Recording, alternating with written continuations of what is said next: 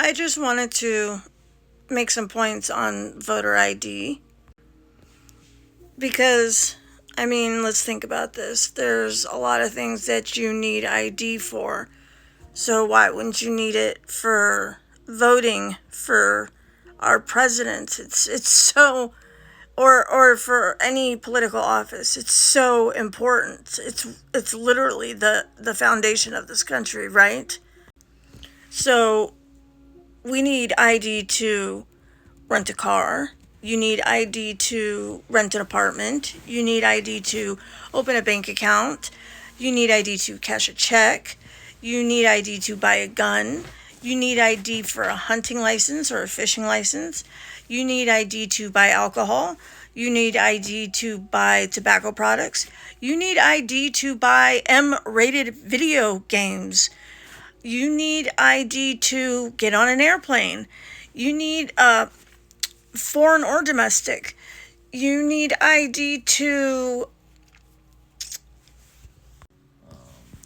get a mortgage. You need ID to get a loan.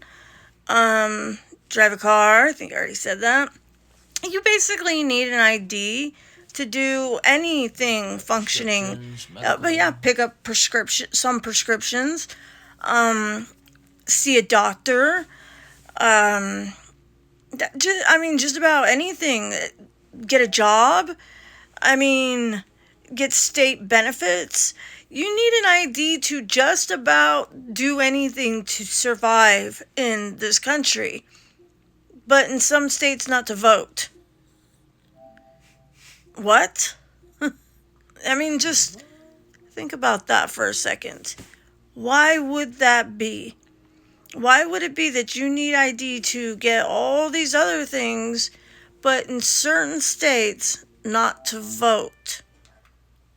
Unless there was a reason for it. And the reason is not the reason they tell you. They blame it on minorities.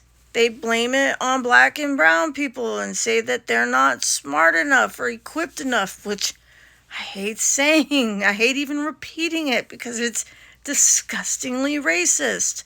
But the real reason is because they want people who are not allowed to vote to be able to vote, like people who are not American citizens. And if you're not an American citizen, you shouldn't be able to vote in this country. You can't be a resident of California, go to Nevada on vacation, and vote for their state laws. So why on God's green earth can you come from another country and vote for their president? We cannot go to Mexico on vacation or illegally and vote on who in their elections. You can't do that in any country. I'm pretty sure the United States is the only country that allows this idiocracy at all, let alone in some states, but at all. So, just think about that when you hear them use these excuses as to why there should be no voter ID or mail-in ballots, which, by the way, mail-in ballots are also, you should have to be there in person and vote in person with an ID. My husband's mail-in ballot got stolen. He registered to vote and he never got to vote because his mail-in ballot never came. We don't know where it went or what happened to it. It just never came. So we don't know if somebody stole it or what happened to it. But for all we know, somebody voted on his part. Because if anybody's ever done a mail-in ballot, it's really not hard. You just do your marks, sign the signature, and send it off. And they don't check the signatures. They don't check anything. It's really quite frightening how easy it is to forge a mail-in ballot. If it had came, I could have done it for him. I wouldn't have, but the point is I could have.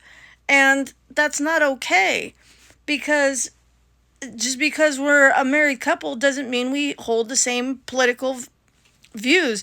Fortunately, we do, but that doesn't mean that every couple does. You shouldn't be able to vote for somebody else. And having no voter ID is voter fraud. It is voter fraud. It's election tampering.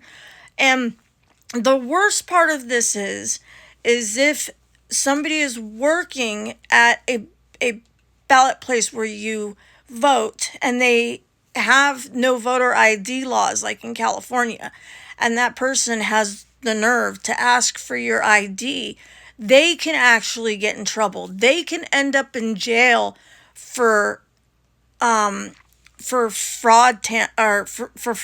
election tampering, which is absolutely insane.